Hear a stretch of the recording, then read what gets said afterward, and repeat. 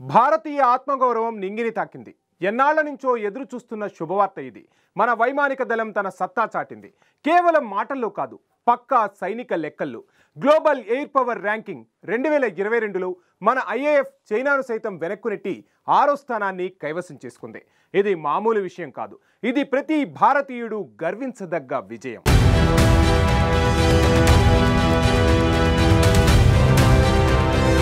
Global air power rankings రూపొందించే world directory of modern military aircraft అనేది ప్రపంచవ్యాప్తంగా ఉన్న వివిధ దేశాల వైమానిక బలగాల సమగ్ర విశ్లేషణను అందిస్తుంది. ఈ ర్యాంకింగ్లను కేవలం ఆయా దేశాల వద్ద ఉన్న విమానాల సంఖ్య ఆధారంగా మాత్రమే కాకుండా ఆ విమానాల సాంకేతికత, అవి ఎంత మేరకు యుద్ధానికి సిద్ధంగా ఉన్నాయి, వాటి కార్యాచరణ సామర్థ్యం, వైమానిక దళం మొత్తం బలం వంటి అనేక క్లిష్టమైన అంశాలను పరిగణలోకి తీసుకుని లెక్కిస్తారు. దీనికోసం వారు ట్రూ వాల్యూ రేటింగ్ అనే ప్రత్యేకమైన కొలమానాన్ని ఉపయోగిస్తారు. ఈ టీవీఆర్ స్కోర్ ఆధారంగానే వివిధ దేశాల వైమానిక దళాల బలాన్ని పోలుస్తారు.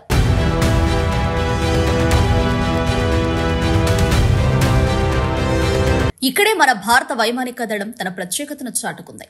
తాజా ర్యాంకింగ్స్ లో భారతదేశం ఏకంగా 69.4 టీవీఆర్ స్కోర్ను సాధించి ప్రపంచంలోనే 6వ స్థానానికి చేరుకుంది.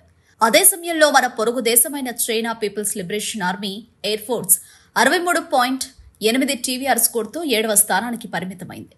ఈ గణాంకాలు స్పష్టంగా తెలియజేస్తున్నాయి, కేవలం ఎక్కువ సంఖ్యలో విమానాలు ఉంటే సరిపోదు, వాటిని సమర్థవంతంగా ఉపయోగించగల సామర్థ్యం కూడా అంతే ముఖ్యమని.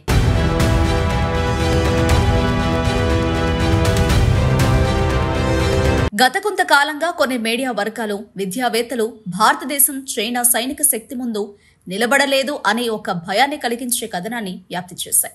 అయితే ఈ తాజా ర్యాంకింగ్లు ఆ వాదనలకు గట్టి సమాధానం ఇస్తున్నాయి. భారతీయ రక్షణ రంగ నిపుణులు, సైనికులు ఎప్పటినుంచో చెబుతున్న విషయం ఏంటంటే, వైమానిక ఆధిపత్యం అనేది కేవలం మీ వద్ద ఎన్ని యుద్ధ విమానాలు ఉన్నాయి అనే దానిపై ఆధారపడి ఉండదు.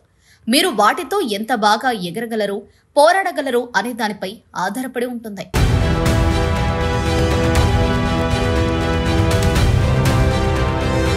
ఇక విమానాల సంఖ్య విషయానికి వస్తే చైనా వద్ద సుమారు 2084 విమానాలుండవచ్చు.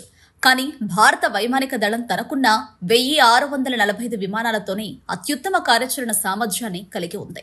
మన ఐఏఎఫ్ లో 632 ఫైటర్ జెట్లు, 438 హెలికాప్టర్లు, 250 రవాణా విమానాలు, 304 శిక్షణ విమానాలు, 7 గాలిలో ఇంధనం నింపే ట్యాంకర్లు ఉన్నాయి.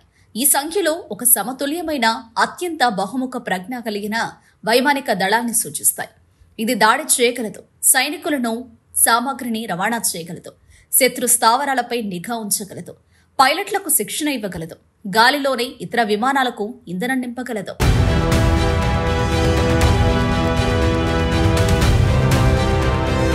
దీనికి విరుద్ధంగా చైనా వైమానిక దళంలో ఎక్కువ సంఖ్యలో బాంబర్లు, రవాణా విమానాలు ఉన్నప్పటికీ హెలికాప్టర్ల సంఖ్య, ట్యాంకర్ల సంఖ్య చాలా తక్కువగా ఉంది.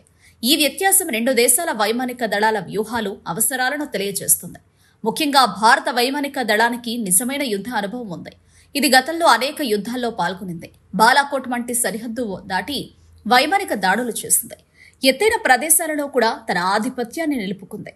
మరోవైపు చైనా PLAF కు ప్రత్యక్ష యుద్ధ అనుభవం చాలా తక్కువ.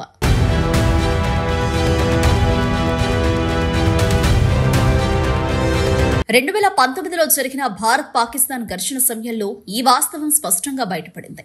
అప్పుడు వింగ్ కమాండర్ అభినందన్ వర్ధమాన్ తన పాత MiG-21 విమానంతో అమెరికా తయారు చేసిన పాకిస్తాన్ F-16 విమానాన్ని కూల్చివేశారు. ఆ ఒక్క సంఘటన భారతదేశాన్ని గర్వంతో నింపింది. ప్రపంచానికి భారత వైమానిక యోధుల ధైర్యాన్ని, సామర్థ్యాన్ని చాటి చెప్పింది.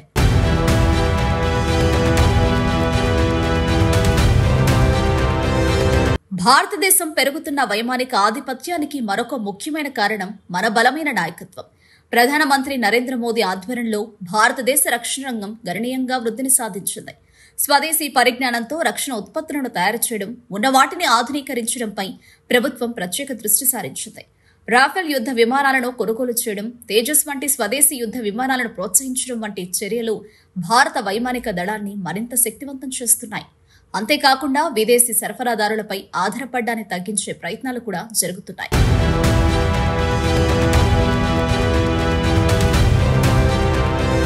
రక్షణ రంగంలో ఆత్మనిర్భర్ భారత్ వంటి విధానాలు ఫ్రాన్స్, అమెరికా, ఇజ్రాయెల్ వంటి దేశాలతో వ్యూహాత్మక భాగస్వామ్యాలు ఒక పెద్ద మార్పును తీసుకువస్తున్నాయి.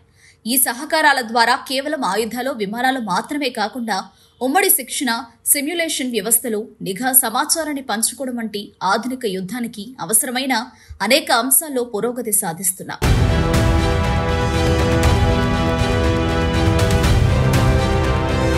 వైమానిక శక్తి మాత్రమే ఒక దేశం మొత్తం సైనిక బలాన్ని నిర్ణయించినప్పటికీ నేటి పోరాటాల్లో ఇది తరచుగా మొదటి ప్రతిస్పందనగా ఉంటుంది. అది శత్రువులపై మెరుపు దాడులు చేయడానికైనా, సరిహద్దులను రక్షించడానికైనా లేదా వ్యూహాత్మక నిరోధాన్ని కొనసాగించడానికైనా వైమానిక దళం పాత్ర చాలా కీలకం. అందువల్ల భారత వైమానిక దళం ఈ ఉన్నత స్థానం కేవలం ఒక సంకేతం మాత్రమే కాదు, ఇది మన దేశ రక్షణకు ఒక ముఖ్యమైన కార్యాచరణ బలం.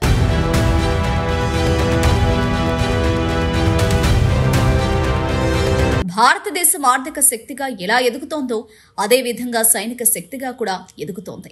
2027 నాటికి మనం ప్రపంచంలో 3వ అతిపెద్ద ఆర్థిక వ్యవస్థగా అవతరించబోతున్నామనే అంచనాలు ఉన్నాయి.